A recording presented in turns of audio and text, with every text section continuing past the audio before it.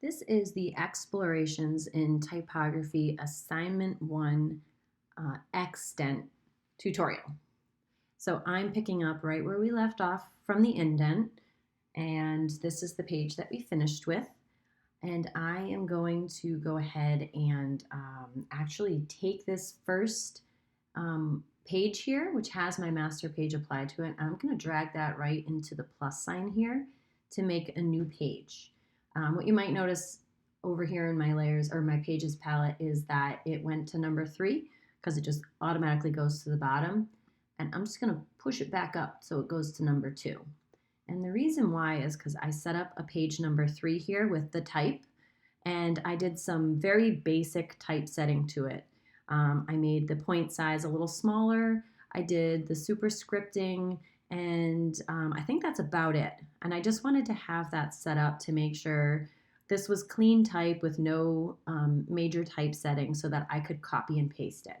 So that's what I'm going to do. I'm going to Command A, Command C to copy and paste. And I'm going to go back to my page number 2 that I just made. And I'm going to delete this indent because we're now going to use a new one.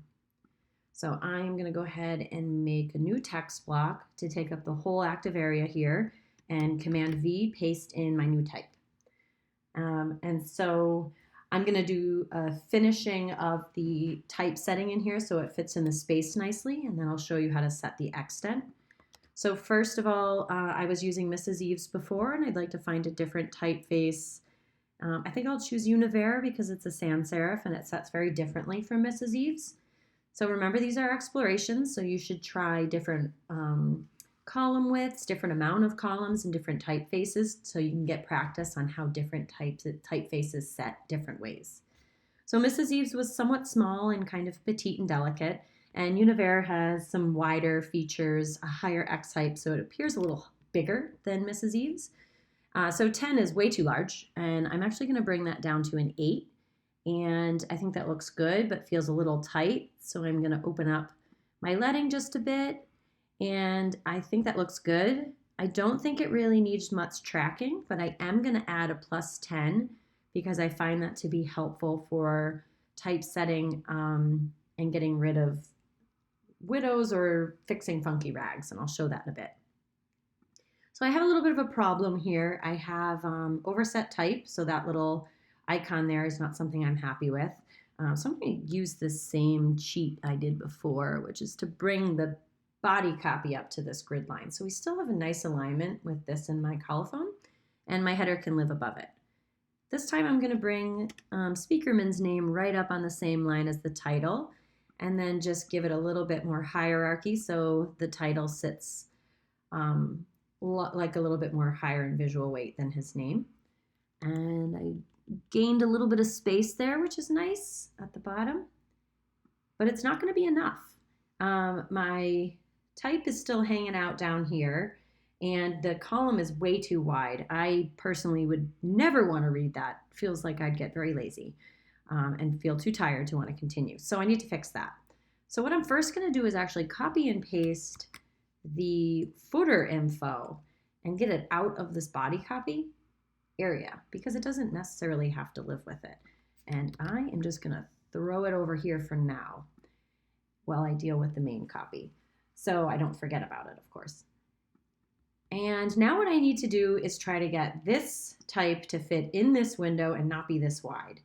And the first thing I'm going to do is get rid of all these extra spaces because they're not needed.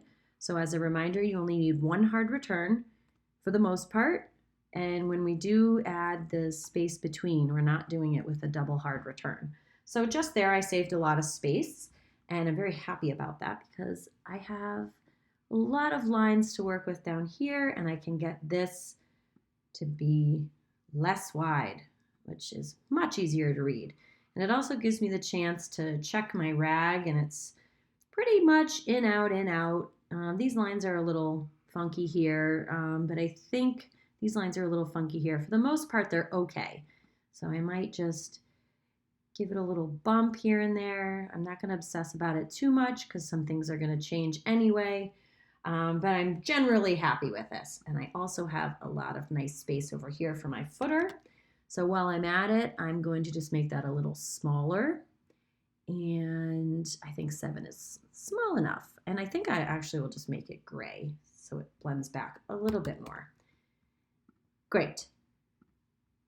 And I will just change the column width a bit here because I'm okay with this being a little bit more narrow and low in hierarchy and out of the way.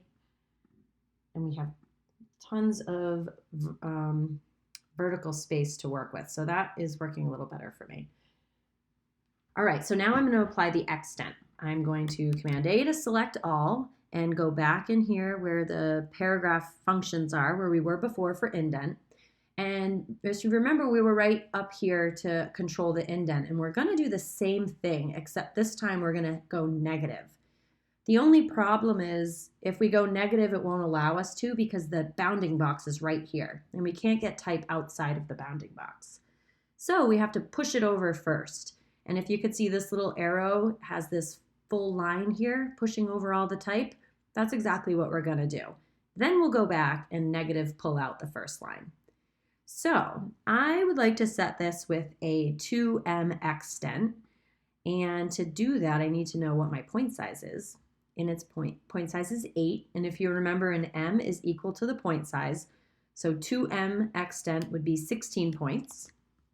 So now that I know that, I can go in here, select the whole thing because it goes to inches and we don't want to work in inches. We want to work in points, and put P16. And that is going to push it over 16 points so that we have all this space now inside our bounding box. So now I'm going to go back down here where we were for our indent. And this time I'm going to work negative and just go P negative 16. So it pulls that first line out as much as we pushed the other line in. And if you get an error, it's likely because you did the negative first. So if you try to make any changes to this, for example, doing a 3M Exdent, and you just go right here to the negative and try to add more, it won't let you because you're right at the edge of the bounding box here. So if you get an error like that, just pay attention to if you're in the positive or the negative, because that's usually the issue. So that worked out really well. I'm happy with the way this looks for the most part, except for I do have some copy overset my grid line down here. I'm actually kind of fine with it. I think, and I would rather have that half a line going beyond my grid line than change my column width. And I think one of the reasons why I'm okay with that is because this isn't a multi-page document like a book. And if that was the case, I would not want to break my grid at all. But because this is a single page, I'm okay with it. So the other thing I need to check is potential widows, which I have one. And I kind of consider that a widow too because it's a very long line and now a very short line. So you don't want that. And I'm going to get rid of those by just changing my tracking. So I'm going to go back up to the character formatting. And if you remember, I added that 10 points of tracking. And I find that to be helpful because it helps me get rid of any widows. So what I'm going to do is actually go down to a 0, and that fixed it.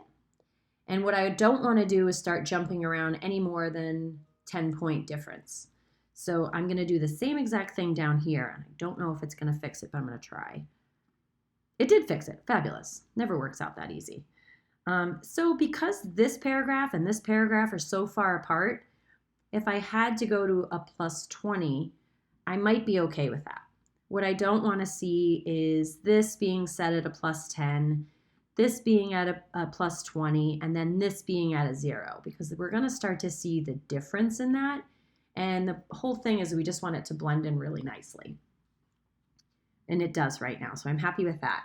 Although I do have another widow over here, so I'm going to do the same thing. And getting rid of that tracking and putting it to a 0 did not fix it.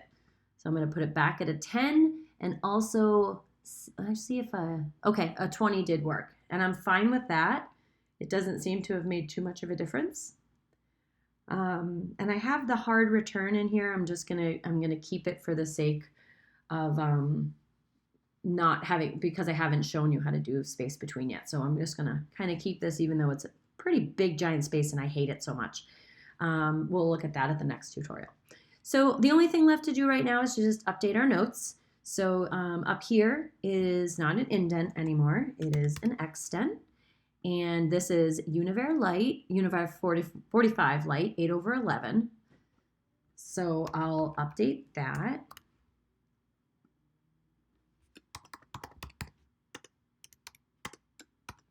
And it looks like I can get it on one line, which is lovely.